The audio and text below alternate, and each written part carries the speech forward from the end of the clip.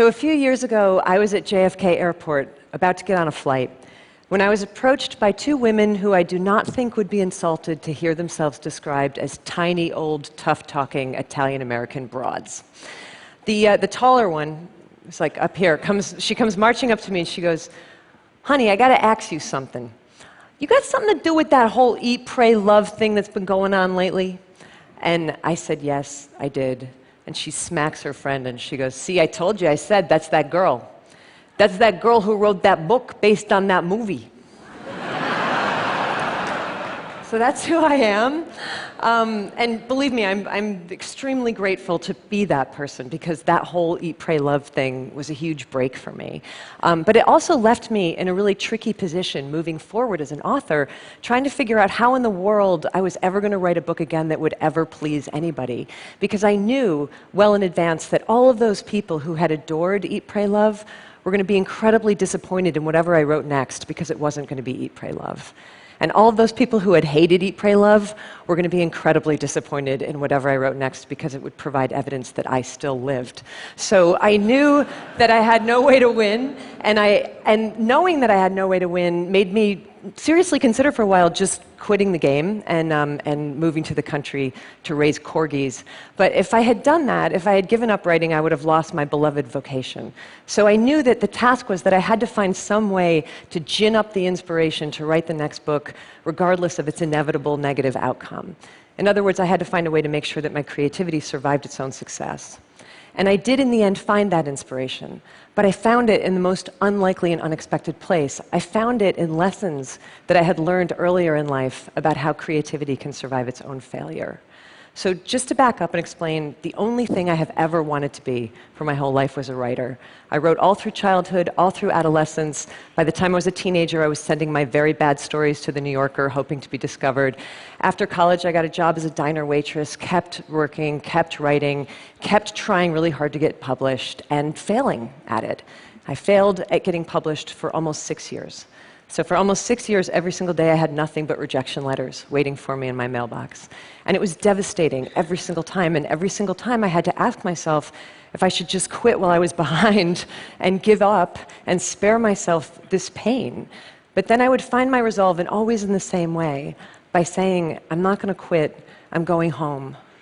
You have to understand that for me, going home did not mean returning to my family's farm. For me, going home meant returning to the work of writing, because writing was my home.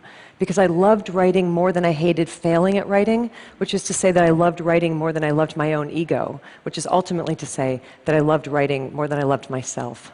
And that's how I pushed through it. But the weird thing is that 20 years later, during the crazy ride of Eat, Pray, Love, I found myself identifying all over again with that unpublished young diner waitress who I used to be, thinking about her constantly and feeling like I was her again, which made no rational sense whatsoever, because our lives could not have been more different. She had failed constantly. I had succeeded beyond my wildest expectation. We had nothing in common. Why did I suddenly feel like I was her all over again?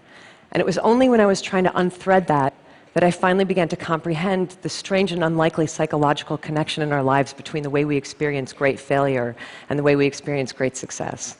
So think of it like this. For most of your life, you live out your existence here in the middle of the chain of human experience, where everything is normal and reassuring and regular. But failure catapults you abruptly way out over here into the blinding darkness of disappointment. Success catapults you just as abruptly, but just as far, way out over here into the equally blinding glare of fame and recognition and praise. And one of these fates is objectively seen by the world as bad, and the other one is objectively seen by the world as good. But your subconscious is completely incapable of discerning the difference between bad and good. The only thing that it is capable of feeling is the absolute value of this emotional equation, the exact distance that you have been flung from yourself. And there's a real equal danger in both cases of getting lost out there in the hinterlands of the psyche. But in both cases, it turns out that there is also the same remedy for self-restoration, and that is that you have got to find your way back home again, as swiftly and smoothly as you can. And if you're wondering what your home is, here's a hint. Your home is whatever in this world you love more than you love yourself.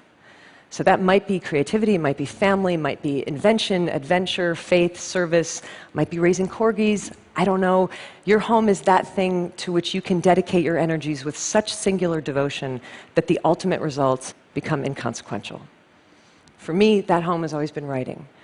So after the weird, disorienting success that I went through with Eat, Pray, Love, I realized that all I had to do was exactly the same thing that I used to have to do all the time when I was an equally disoriented failure. I had to get my ass back to work. And that's what I did. And that's how, in 2010, I was able to publish the dreaded follow-up to Eat, Pray, Love. And you know what happened with that book? It bombed. And I was fine. Actually, I kind of felt bulletproof, because I knew that I had broken the spell, and I had found my way back home to writing for the sheer devotion of it.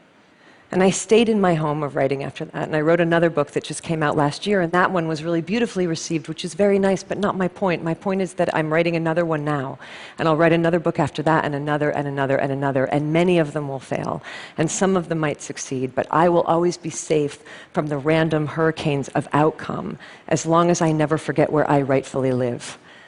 Look, I don't know where you rightfully live, but I know that there's something in this world that you love more than you love yourself. Something worthy, by the way. So addiction and infatuation don't count, because we all know that those are not safe places to live, right? The only trick is that you've got to identify the best, worthiest thing that you love most, and then build your house right on top of it, and don't budge from it. And if you should someday, somehow, get vaulted out of your home by either great failure or great success, then your job is to fight your way back to that home the only way that it has ever been done, by putting your head down and performing with diligence and devotion and respect and reverence whatever the task is that love is calling forth from you next. You just do that and keep doing that again and again and again, and I can absolutely promise you from long personal experience in every direction, I can assure you that it's all going to be okay. Thank you. Thank you.